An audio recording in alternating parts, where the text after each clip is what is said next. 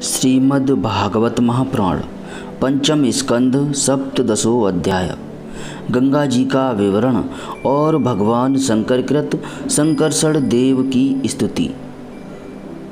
नारायणं नमस्कृत्यं नरं चैव नरोत्तमं देवीं सरस्वतीं व्यासं ततो जयमुदीरयेत्।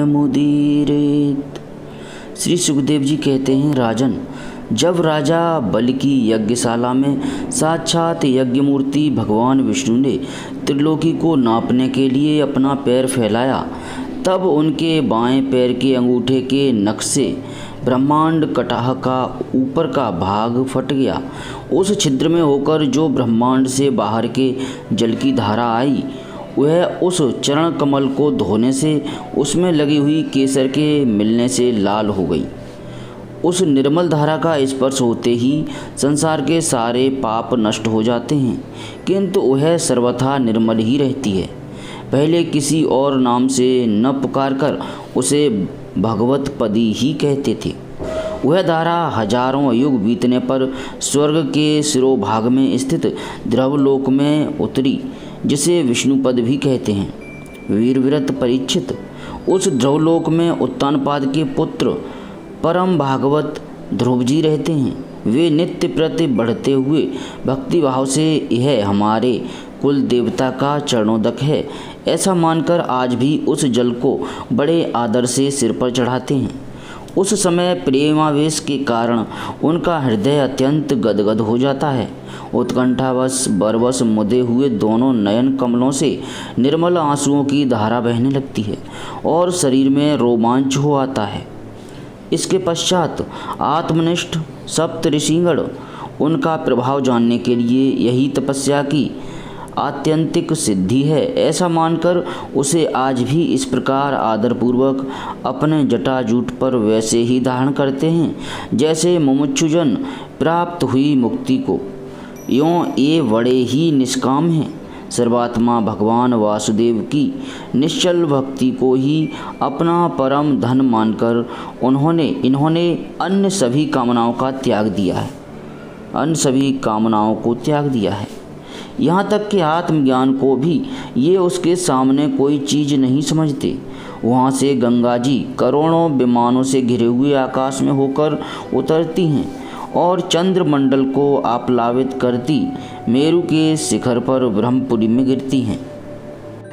वहाँ ये सीता, अलकनंदा, चक्षु और भद्रा नाम से 4 धाराओं में विभक्त हो जाती हैं तथा अलग अलग चारों दिशाओं में बहती हुई अंत में नद नदियों के अधीश्वर समुद्र में गिर जाती हैं। इनमें सीता ब्रह्मपुरी से गिरकर केसराचलों के सर्वोच्च शिखरों में होकर नीचे की ओर बहती गंधमादन के शिखरों पर गिरती है और भद्राश्व वर्ष को प्लावित कर पूर्व की ओर खारे समुद्र में मिल जाती है। इसी प्रकार चक्षु माल्यवान के शिखर पर पहुंचकर वहां से बेरोकटोक केतुमाल वर्ष में बहती पश्चिम की ओर क्षार समुद्र में जा मिलती है। भद्रा मेरु पर्वत के शिखर से उत्तर की ओर गिरती है तथा एक पर्वत से दूसरे पर्वत पर जाती अंत में श्रृंगवान के शिखर से गिरकर उत्तर कुरु देश में होकर उत्तर की ओर बहती हुई समुद्र में मिल जाती है। अलकनंदा ब्रह्मपुरी से दक्षिण की ओर गिरकर अनेकों गिर शिखरों को लांघती हेमकूट पर्वत पर पहुंचती है। वहां से अत्यंत तीव्र वेग से हिमालय के शिखरों को चीरती हुई भारतवर्ष में आती है और फिर दक्षिण की ओर समुद्र में जा मिलती है। इसमें स्नान करने के लिए आने वाले पुरुषों को पद पद पर अश्वमेघ और राजसी आदि यज्ञों का फल भी दुर्लभ नहीं है। प्रत्येक वर्ष में मेरु आदि पर्वतों से निकली हुई और भी सैकड़ों नद नदियाँ हैं। इन सब वर्षों में भारतवर्ष ही कर्म भूमि है। शेष 8 वर्ष तो स्वर्गवासी पुरुषों के स्वर्ग भोग से बचे हुए पुण्यों को भोगने के स्थान हैं। इसलिए इन्हें भूलोक के स्वर्ग भी कहते हैं। वहाँ के देवतुल्य मनुष्यों की मानवीय गणना के अनुसार 10,000 वर्ष की आयु होती है।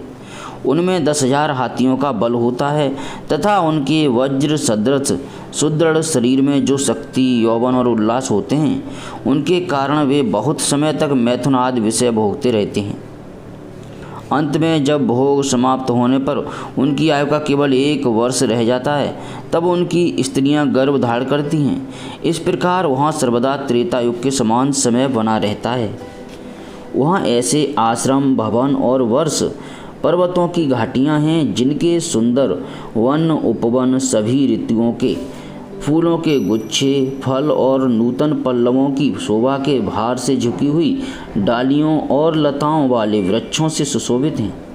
वहाँ निर्मल जल से भरे हुए ऐसे जलाशय भी हैं जिनमें तरह तरह के नूतन कमल खिले रहते हैं और उन कमलों की सुगंध से प्रमुदित होकर राजहंस, जलमुर्ग, कारंडव, सारस और चकवा आदि पक्षी तरह तरह की बोली बोलते तथा विभिन्न जाति के मत वाले बहुरे मधुर मधुर गुंजार करते रहते हैं।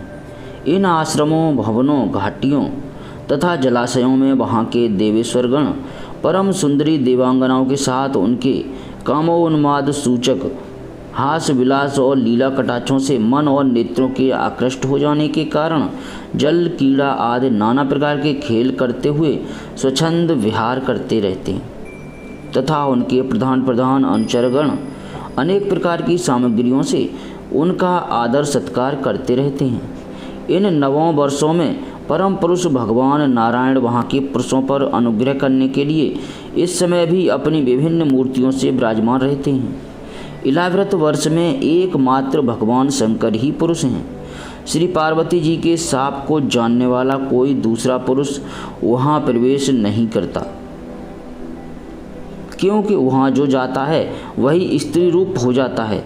इस प्रसंग का हम आगे अर्थात 9वें स्कंद में वर्णन करेंगे। इस कारण का वहाँ पार्वती और उनकी अरबों खरबों दासियों से सेवित भगवान शंकर परम पुरुष परमात्मा की वासुदेव, प्रद्युम्न, अनिरुद्ध और संकर्षण संज्ञक चतुर्विहु मूर्तियों में से अपनी कारण रूपा संकर्षण नाम की तम प्रधान चौथी मूर्ति का ध्यान स्थित मनोमय विग्रह के रूप में चिंतन करते हैं और इस मंत्र का उच्चारण करते हुए इस प्रकार स्तुति करते हैं। भगवान शंकर कहते हैं, ओम जिनसे सभी गुणों की अभिव्यक्ति होती है, उन अनंत और अव्यक्त मूर्ति ओमकार स्वरूप परम पुरुष श्री भगवान को नमस्कार है। भजनीय प्रभो, आपके चरण कमल भक्तों को आश्रय देने वाले हैं तथा आप स्वयं संपूर्ण ऐश्वर्यों के परम आश्रय हैं। भक्तों के सामने आप अपना भूत भावन स्वरूप पूर्णतया प्रकट कर देते हैं तथा उन्हें संसार बंधन से भी मुक्त कर देते हैं, किंतु अभक्तों को उस बंधन में डालते रहते हैं। आप ही सर्वेश्वर हैं, मैं आपका भजन करता हूँ। प्रभु, हम लोग क्रोध के आवेग को नहीं जीत सके हैं तथा हमारी दृष्टि तत्काल पाप से लिप्त हो जाती है, परंतु आप तो संसार का नियमन करने के लिए निरंतर साक्षी रूप से उसके सारे व्यापारों को देखते रहते हैं। तथापि हमारी तरफ आपकी दृष्टि पर उन मायक विषयों तथा चित्त की वृत्तियों का नाम मात्र को भी प्रभाव नहीं पड़ता। ऐसी स्थिति में अपने मन को वश में करने की इच्छा वाला कौन पुरुष आपका आदर नहीं करेगा। आप जिन पुरुषों को मधु, आसव आदि पान के कारण अरुण नयन और मतवाले जान पड़ते हैं, वे माया के वशीभूत होकर ही ऐसा मिथ्या दर्शन करते हैं तथा आपके चरण स्पर्श से ही चित्त चंचल हो जाने के कारण नागपत्नियां लज्जावश आपकी पूजा करने में असमर्थ हो जाती हैं। वेद मंत्र आपको जगत की उत्पत्ति, स्थिति और लय का कारण बताते हैं, परंतु आप स्वयं इन तीनों विकारों से रहित हैं, इसलिए आपको अनंत कहते हैं।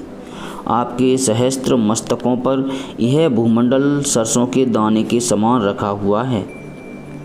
आपको तो यह भी नहीं मालूम होता है कि वह कहाँ स्थित है, जिनसे उत्पन्न हुआ मैं अहंकार रूप अपने त्रिगुणमय तेज से देवता, इंद्रिय और भूतों की रचना करता हूँ। वे विज्ञान के आश्रय भगवान ब्रह्मा जी भी आपके ही महतत्व संज्ञक प्रथम गुणमय रूप स्वरूप हैं। महात्मन, महतत्व, अहंकार, इंद्रिय अभिमानी देवता, इंद्रियां और पंचभूत आदि हम सभी डोरी में बंधे हुए पक्षी के समान आपकी क्रिया शक्ति के वशीभूत रहकर आपकी ही कृपा से इस जगत की रचना करते हैं। सत्वाद गुणों की सृष्टि से मोहित हुआ यह जीव आपकी ही रची हुई तथा कर्म बंधन में बांधने वाली माया को तो कदाचित जान भी लेता है, किंतु उससे मुक्त होने का उपाय उसे सुगमता से नहीं मालूम होता। इस जगत की उत्पत्ति और प्रलय ये दोनों ही आपके ही रूप हैं। ऐसे आपको मैं बार बार नमस्कार करता हूँ। श्रीमद् भागवत महापुराण पंचम स्कंध सप्तदशो अध्याय समाप्त। जय श्री कृष्ण।